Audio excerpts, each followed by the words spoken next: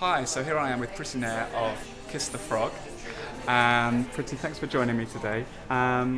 So tell me, 10 years ago you were a management consultant and you quit that to write novels.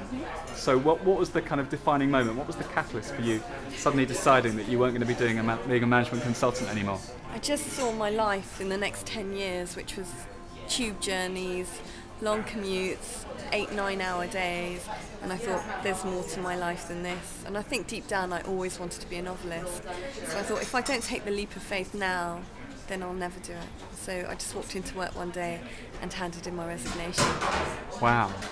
And then you started writing novels, of which you've written 3 so far? Yeah, I've written 3 novels. And the really interesting thing with your story, and I know it's a story you've just told me you've already told 500 times, so here we are, 501st time, but you had a really interesting idea to get published and bypass that whole system of getting published. So tell us briefly how that works. So I got rejected by every single publisher, and I thought naively I was going to be accepted by a publisher.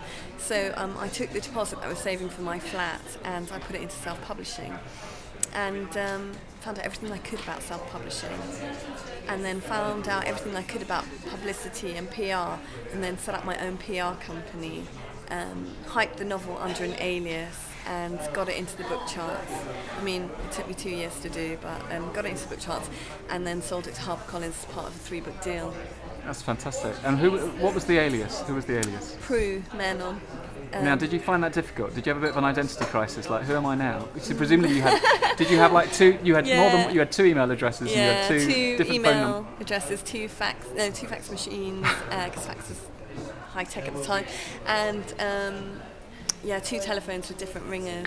And it wasn't hard to do because back then I was really shy and introverted, and Prue was extrovert and she was out there, and so wouldn't take no for an answer, fearless of rejection. So the characteristics and the traits were so different from my own. It was quite easy to switch, really. So. Cool.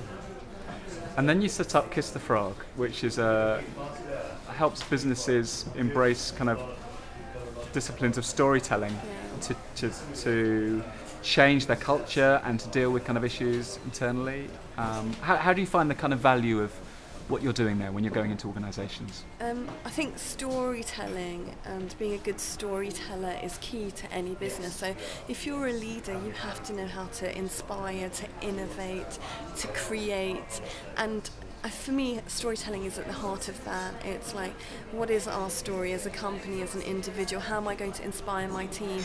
How am I going to communicate this story in a way that inspires my team, inspires new ways of thinking? So I help business leaders get across their message succinctly, but not just get across their message, but actually find the message and find the heart of a story. So say, for example, companies don't actually think about what the story they're telling is, if it's relevant like 2 years down the line or 3 years down the line. I mean, we've gone through a recession. Is the story still relevant today as it was 2 years ago? So I help find the stories and articulate them. Cool, that's great, thank you.